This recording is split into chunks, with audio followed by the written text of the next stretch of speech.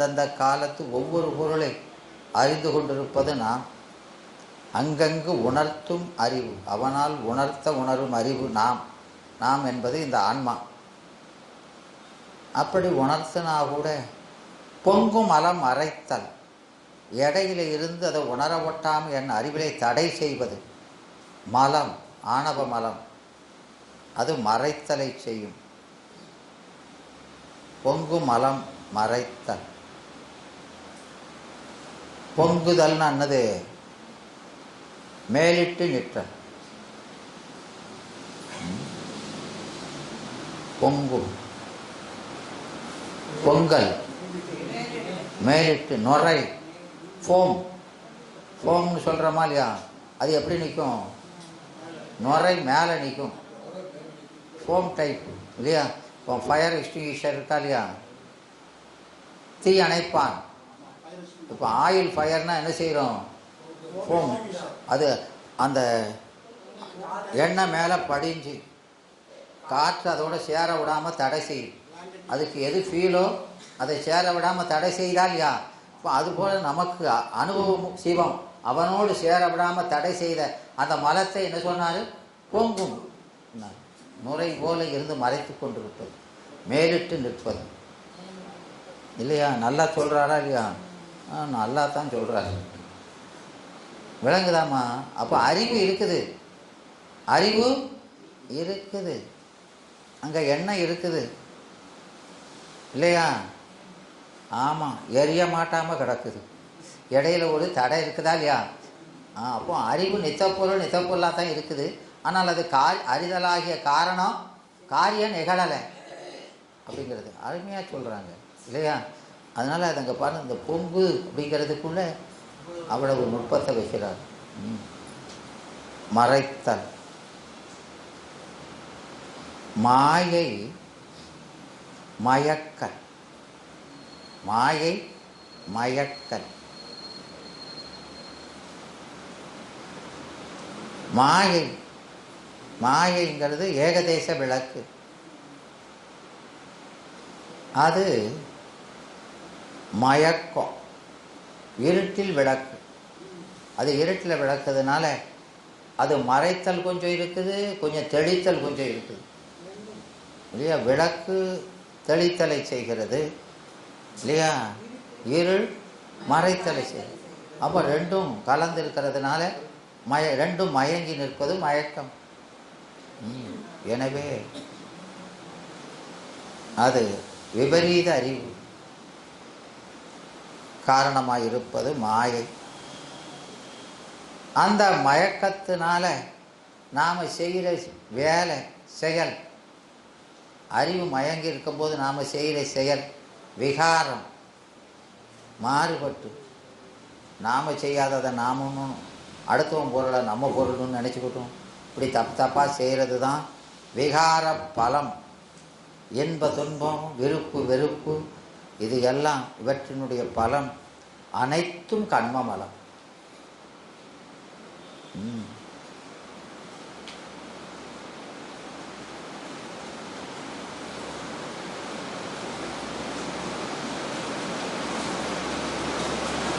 அப்போ எல்லாத்துக்கும் இப்போ ஆன்மான்னா என்னன்னு சொல்லிட்டாரு இல்லையா? பதினா என்னன்னு சொல்லிட்டாரு இல்லையா? உணர்த்துகிற அறிவு நாம்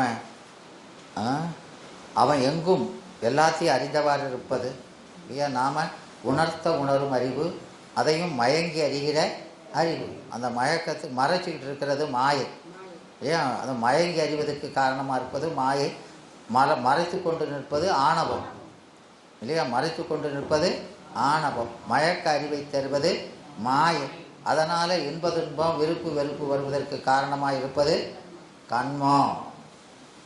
ஒரே ஆனந்தமயமாக இருக்க வேண்டியதில் இன்பமும் துன்பமும் என்றும் விகாரங்கள் எல்லாம், விருப்பு வெறுப்பு என்ற மாறுபாடுகள்லாம் வருவதற்கு காரணமாக இருப்பது இந்த கண்மம் என்று சொல்லி இப்போ எல்லாத்துக்கும் விளக்கம் கொடுத்துட்டாரா இல்லையா? பதி பசு பாசம் எல்லாத்துக்கும் ஒரே பாட்டில் இலக்கணத்தை சொல்லிட்டாரு. விளங்குதா? இந்த பாட்டை நல்ல ஞாபகம் வச்சுக்கிடணும். எனவே சான்றவர் சான்றவர் ஆய்ந்திடத்தக்கவாம் பொருள் மூன்றுளை மறையலாம் ஒழிய நின்றன ஆன்றதோர் தொல்பதி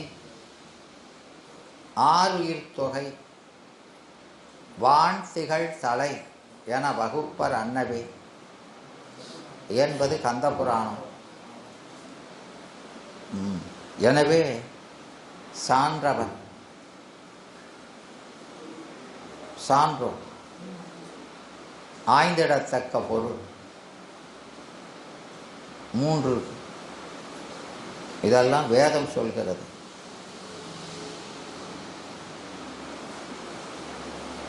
ஆன்றதோர் தொல்பதி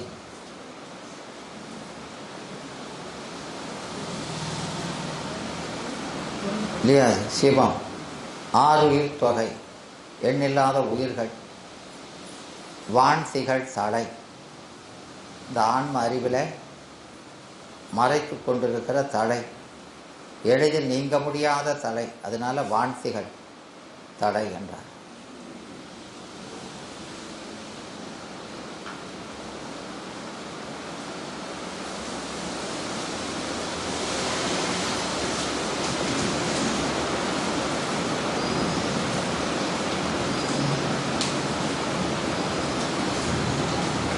இத பதி பசு பாசம் எனப்பகர் மூன்றில் பதியினை போல் பசுபாசம் அனாதி. எல்லாம் மூணும் நித்த பொருள்கள். பதியினை சென்று அணுகா பசுவை பற்றி இருக்கிற பாசம். எல்லாம் வியாபகம்னா எல்லாம் கலந்து தானே இருக்கணும், ஒன்றோட ஒன்ற. எல்லாமே வியாபகம்னா எப்படி இருக்கும், இங்கே இங்கே இருக்குது இங்கே இல்லைன்னு சொல்ல முடியாது. வியாபகம்னாலே என்னது, நிறைவு தான். இப்போ எல்லா பொருளையும் கலந்து தான் இருக்கணும். ஆனால் இந்த பாசம் பசுவிட இருக்குது, பதியிட்ட இல்லைங்கிறோம். ஆமாம், அப்படின்னா என்ன என்ன இல்லை? அப்போ இவங்கிட்ட மாத்திரம் இல்லைன்னா அது ஏகதேசமெல்லாம் ஆயிரும் இல்லையா?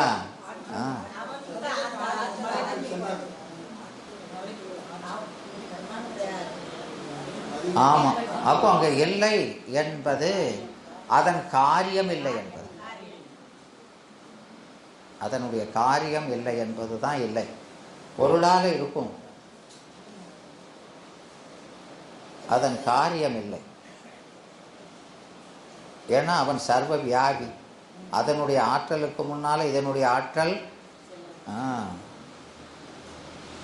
இட்ஸ் நத்திங், யாவையும் சூன்யம். இதனுடைய ஆற்றல் ஒரு ஆற்றல் என்றே கருதப்பட மாட்டாது. அதனால் அது செயல்படவே முடியாது. அது அப்போ பொருளால் இருந்தாலும் அதன் காரியம் இல்லை என்பது. இந்த இல்லைன்னா அர்த்தம் காரியம் இல்லை. இங்கே இப்போ ஒரு வைரஸ் டெங்குங்கிறோம், அந்த வைரஸ் இல்லைன்னு அர்த்தம் அதன் காரியம் இல்லைன்னு அர்த்தம். வைரஸ் இருக்கும், ஆனால் அது காரியம் இல்லை.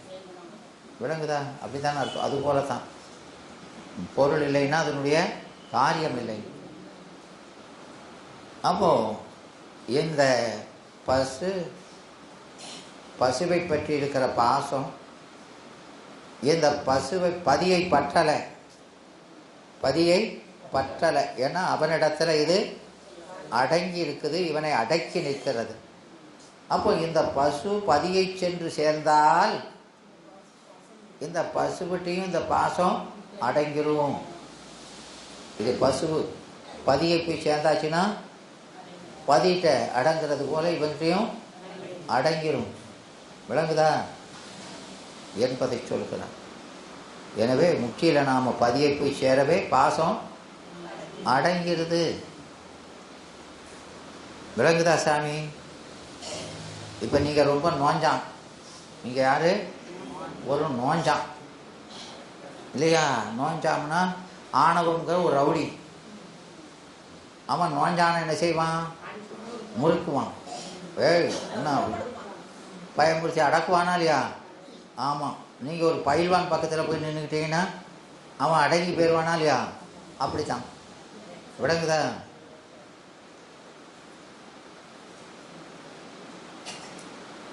எப்படி நமக்கு இந்த பொருள்கள், சைவம் கொள்கிற பொருள் எத்தனை, அதுக்கு இலக்கணம் என்னன்னு அதனுடைய 2 நிலைகளையும் சொன்னார். இப்போ ஆணவத்துக்கு சிறப்பு நிலை என்பது மறைக்கிறது, பொதுநிலை என்பது மயக்குவது இல்லையா?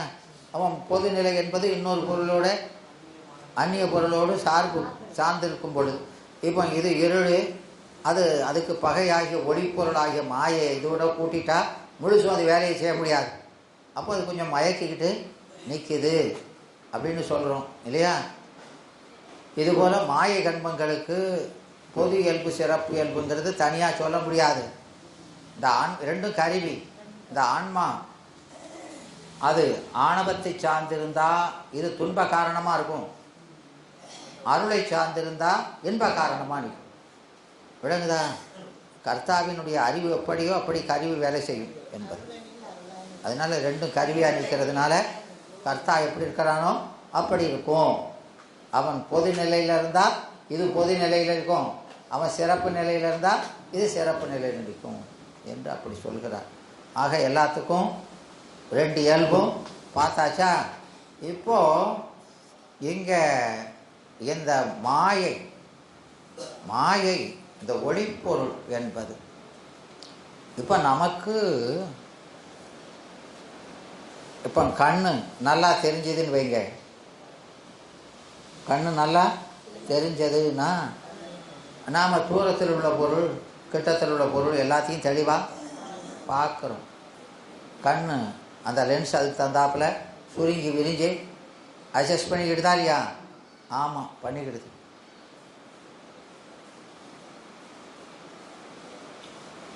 ஆனால் இந்த கண்ணில் கோளாறு இருந்துன்னு வைங்க, கேட்ராக்ட் அது இதுன்னு கோளாறு இருந்தால் நாம் செயற்கையாக காணுவதற்கு முயற்சி பண்ணுறோம். அப்போ தூரத்தில் இருக்க பார்க்குறதுக்கு ஒரு கருவி வேணும், பக்கத்தில் இருக்கிற பார்க்கறதுக்கு வேறு லென்ஸு வேறு வைக்கணும். ஒரே கருவி எல்லாத்தையும் செய்யாது, ஏன்னா சடம். விளங்குதா? அதனால் அது அப்படி செய்யாது. அதுபோல் இந்த ஆன்மாவினுடைய அறிவு என்பது அதனுடைய விருத்தி தான் இச்சையும் செயலும். அறிவினுடைய விருத்தி தான் இச்சையும் செயலும். அப்போ அறிவு மறைக்கப்பட்டிருக்குன்னா இச்சையும் இருக்காது, செயலும் இருக்காது. அப்போ இதெல்லாம் விளக்கணும் அப்படின்னா அறிவை விளக்கிறதுக்கு வேற கருவி வேணும், செயலை விளக்கிறதுக்கு வேற கருவி வேணும், இச்சையை விளக்கிறதுக்கு வேற கருவி வேணும். ஒவ்வொரு இதுக்கும் ஒவ்வொரு கருவி போடணும். ஒரே கருவி எல்லாத்தையும் செய்யாது இல்லையா? ஆமாம். அறிவு விளங்கினா வேண்டாம். இப்போ ஞானம் விளங்குனா உடம்பே தேவையில்லை, கருவிகள் தேவையில்லை, ஞானத்தை கொண்டே எல்லாத்தையும் அறியலாம். இந்த கண்ணு காது மூக்கு எதுவுமே தேவையில்லை. முக்தியில் அப்படி தான் அறிகிறோம், அதான் இயல்பு. நம்ம அறிவே குணம் இல்லையா? அதுதான் குணம் இல்லையா? அப்போ அதை கொண்டே எல்லாத்தையும் அறிகிறோம். இப்போ அது தடப்பட்டிருக்கிறதுனால தான் இந்த கருவிகள், உடம்பு முதலான கருவிகள்.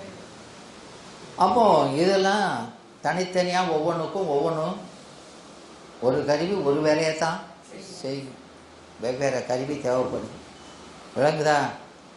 அதனால் இந்த மாயையினுடைய காரியங்கள் நமக்கு 36 தத்துவங்களாக இருக்கிறது. 36 தத்துவங்களாக இருக்கிறது.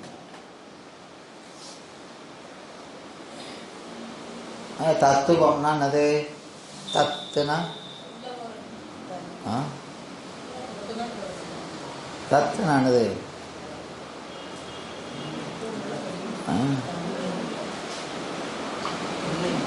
தத்துனா தத் சிவத்தை தத்துங்க தத்.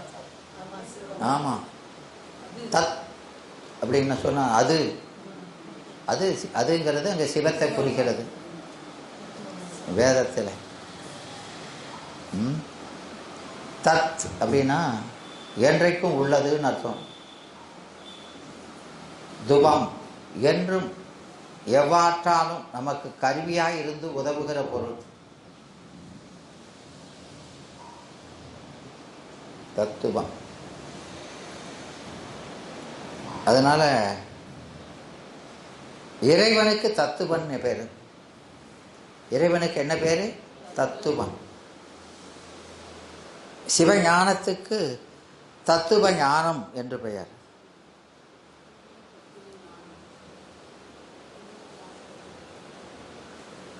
இப்ப என்றும் உள்ள ஞானம்.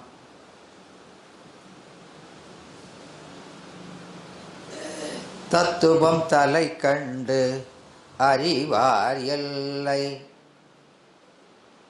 இது எங்க கேட்டிருக்கீடா? என்ன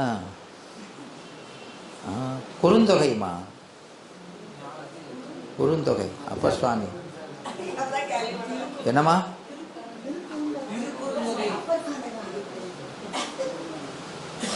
தத்துவம் தலை கண்டவர் கண்டிலர் தத்துவம். தத்துவம் தலை கண்டவர், 36 தத்துவங்களை கடந்தவர். அதுக்கப்புறம் அந்த கருவிகளை சாரமாட்டான். தத்துவம் தலை நின்றவருக்கல்லால் தத்துவன் அல்லன்.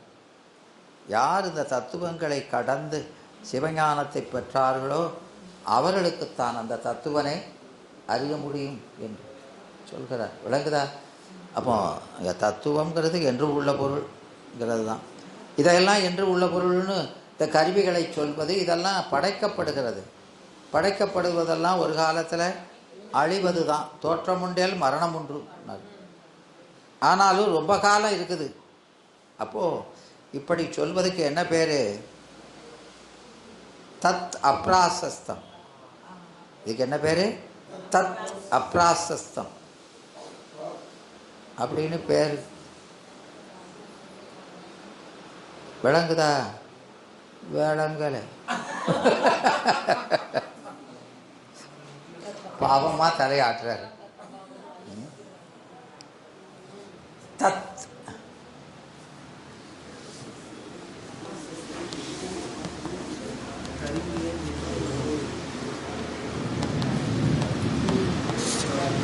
உள்ளதன் மிகுதின்னு அர்த்தம். உள்ளதன் தத்துனா உள்ளதே, மிகுதி. இப்போ அமரர் சொல்றாலையா? அமரர்னா மரணம் இல்லாதவர். மரணம் இல்லாதவர்னு சொன்னா அவருக்கு மரணம் உண்டு இல்லையா? ஆமாம். ஏறு கங்கை மணலி இந்திரர். இந்திரர் கடல் மணலை போல, எழுகடல் மணலை போல எண்ணில்லாதவர் அப்படின்னு பாட்டு இருக்கா இல்லையா? ஆமாம், இருக்குது இல்லையா? 100 கோடி பிரம்மர்கள் நொந்தினர், 6 கோடி நாராயணர் அங்கனே, 7 கங்கை மணலின் இந்திரர், ஈரில்லாதவன் ஈசன் ஒருவனே அப்படின்னு அப்பர் பாடியிருக்கிறார். விளங்குதா? அப்போது அவங்களுக்கெல்லாம் மரணம் உண்டு. ஒவ்வொருக்கும் ஒரு நாளுன்னு சொல்கிறோமா இல்லையா? ஒரு வருஷம் ஒரு நாளுன்னு சொன்னால் அப்போ அவனுக்கு ஒரு கால எல்லை இருக்குதா இல்லையா? இருக்குது. ஆனாலும் நம்மளை காட்டிலும் அதிக நாள் நீடு இருக்கிறதுனால அவரை அமரர்னு சொல்கிறோம். அப்போ அதுக்கு என்னது விதினா? உள்ளதன் மிகுதி, கம்பேரிட்டிவாக சொல்கிறது. ஆமாம், இவர் நல்லவர் அப்படின்னா பரிசுத்தர்னு அர்த்தமா? பக்கத்தில் இருக்கிறத காட்டிலும் பெட்டர்னு அர்த்தம். அப்படி தானேயா? அப்படித்தான். விளங்குதாமா? இதுவும் அப்படித்தான் சொல்கிறது. மற்றதோடு கம்பேர் பண்ணி சொல்கிறோம். அதுபோல் தத்துவங்கிறதும் அப்படி தான். மற்ற நம்ம உடம்பு உயிர்களெல்லாம் சீக்கிரமாக போகிறது மாதிரி அது போகாது. அது எல்லாருக்கும் பொதுவாக இருக்கா இல்லையா? அதனால் அதனுடைய ஆயுள் சர்வ சங்கார காலத்தில் தான் ஒடுக்கப்படும். அதனால அது தத்துவம்னு சொல்கிறது அப்ராசஸ்தம் என்ற விதிப்படி. விளங்குதா? விளங்கிக்கணும்.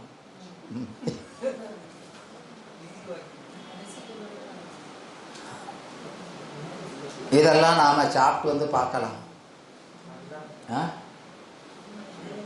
என்னம்மா சாப்பிட வேண்டாம்யா? சாப்பிட வேண்டியதான்.